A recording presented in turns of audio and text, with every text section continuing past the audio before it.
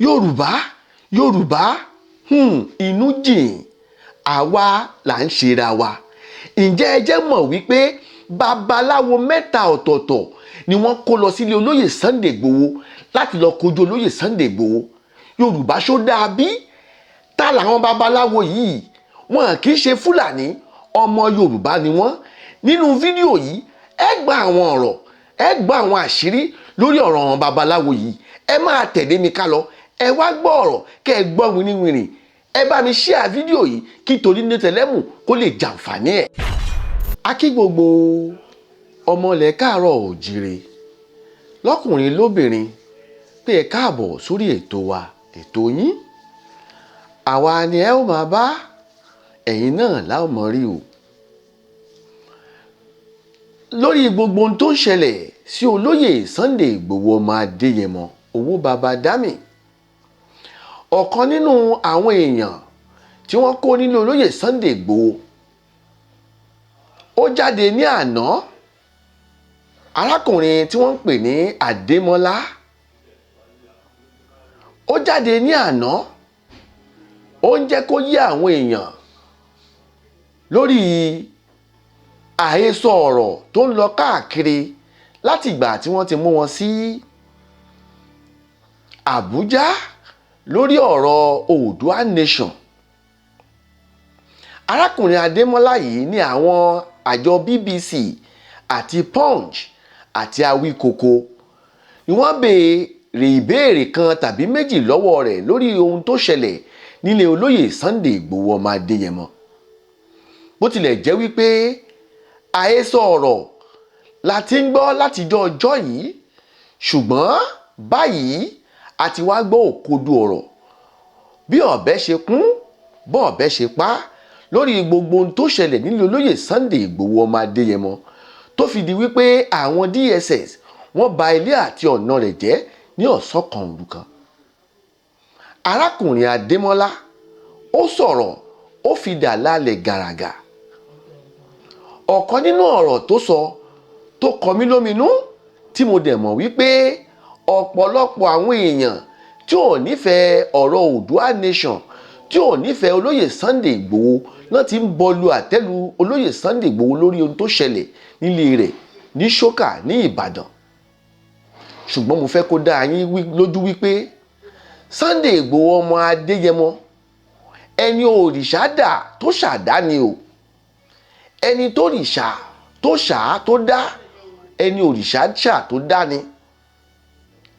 Àrà ọ̀tọ̀ lọ́lọ́run dá tó dẹ̀ jẹ́ wípé ó fi hàn gbangba dájú wípé lọ́jọ́ náà ní òru ọjọ́ náà tí wọ́n wá, ó fi akọni hàn.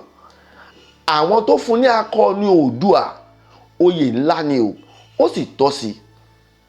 Akọni Oòduà ó tọ́ sí olóyè Sunday Igboho, kì í ṣe ẹni tí yàn ń fọwọ́ lọ́sẹ̀yìn láàrin àwùjọ. Jagunjagun ni, ògbójú ọdẹ nínú igbó Orúmọlẹ̀ ni, ọkùnrin takuntakun ni. Arákùnrin Adémọ́lá ó sọ̀rọ̀, ó ń jẹ́ kó yé wa lórí àhesọ ọ̀rọ̀ táwọn èèyàn ń sọ kiri wípé olóyè Sunday Igboho ọmọ Adéyẹmọ ó fo fẹ́ǹsì sá lọ ni. Lórí ọ̀rọ̀ wípé wọ́n mú àdògán, wọ́n fọ́ ní ọmọ odó lórí. Lórí ọ̀rọ̀ wípé àwọn tó ń gbélé Sunday Igboho wọ́n yan ìbọn, wọ́n bẹ̀rẹ̀ sí yìnbọn sáwọn DSS, tí àwọn DSS tí ọ̀gá àwọn DSS Ifunanya ó ń jẹ́ kó yé wa wípé lẹ́yìn àárín wákàtí mẹ́ta tí àwọn DSS àtàwọn ọmọ ẹ̀yìn Sunday Igboho tó bẹ̀rẹ̀ sí yìnbọn fúnra wọn, tó jẹ́ wípé olórí àjọ DSS irọ́ ńlá ló pa wípé àwọn ọmọ ẹ̀yìn Sunday Igboho ó yìnbọn sí àwọn DSS. Arákùnrin Adémọ́lá ń jẹ́ kó yé wa wípé kò sí ẹ̀dá alààyè kan tó yìnbọn sí àwọn DSS. Ǹjẹ́ ẹ tiẹ̀ mọ̀ wípé nígbà táwọn DSS ń bọ̀ nílé olóyè Sunday Igboho, babaláwo Yorùbá mẹ́ta ló gbé dání. Ta làwọn babaláwo Yorùbá mẹ́ta tí wọ́n gbé dání yìí? Àṣírí yìí màá tú fún yín ní fídíò tó ń bọ̀ lọ́nà tí mo fẹ́ kẹ́ ẹ fojú lélẹ̀, kẹ́ ẹ fojú léko.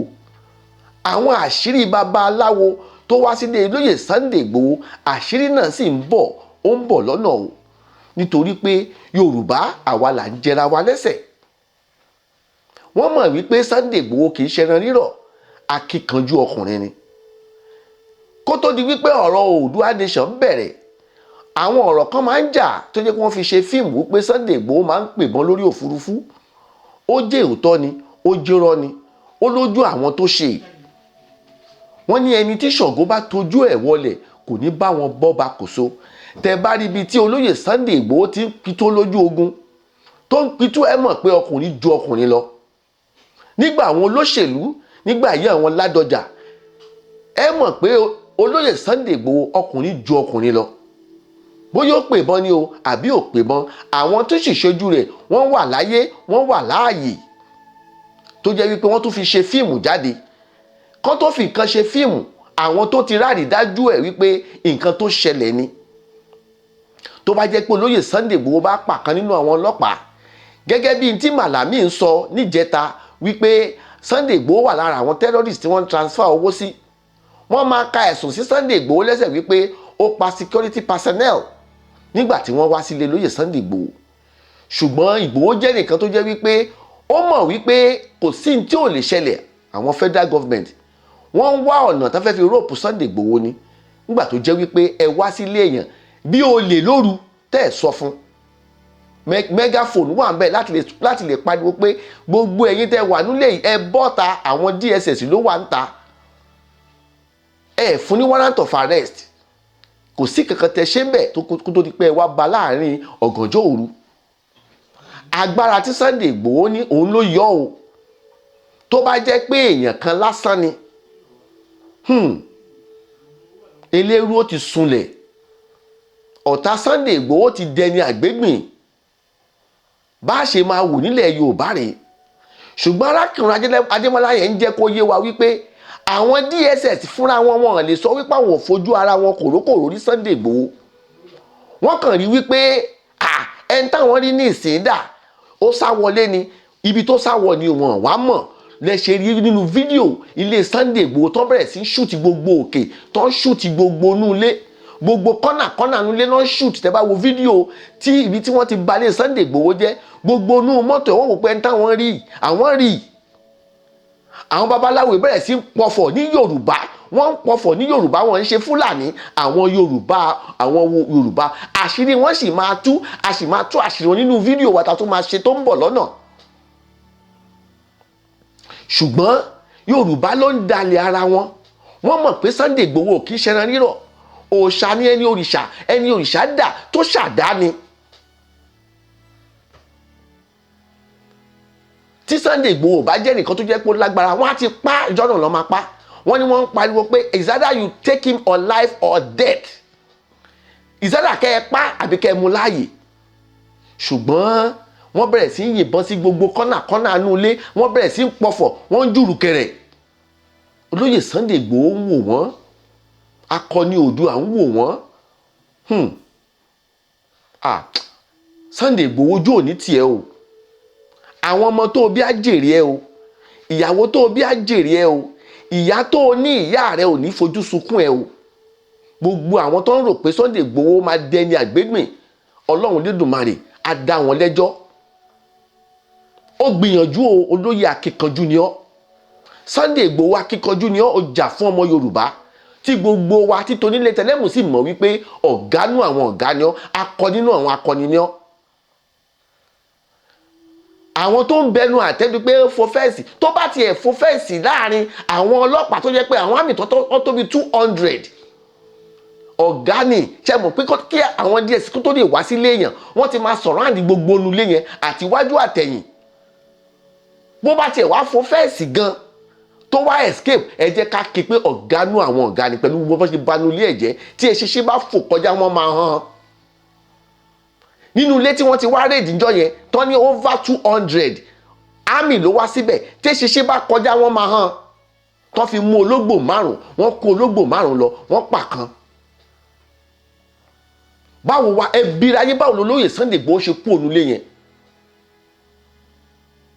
Ọlọ́run ọba, a dúpẹ́ lọ́wọ́ ẹ Ọlọ́run ọba, ó ṣe tó pa ẹ̀mí arákùnrin yìí tó pa mọ́ fún wa. ẹ̀yin olóṣèlú Nàìjíríà ẹ máa ṣe lọ, àwọn yín ń bẹ lákà.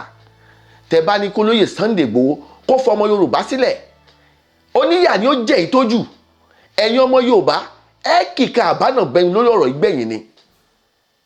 Bàbá yìí ti gbìyànjú, ó jà fún yín lọ́tún, ó jà fún yín lósì.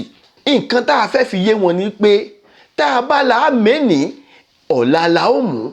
A dúpẹ́ lọ́wọ́ Ọlọ́run pé Sunday Igboho ọmọ Adéyẹmọ ó wà ní ààyè, ó wà ní ayọ̀ àti àlàáfíà, bó tilẹ̀ jẹ́ wípé ó sì wà ní ìlú Kútọnu lọ́wọ́lọ́wọ́, ṣùgbọ́n bẹ́ẹ̀ mi bá sì wà, ìrètí sì wà.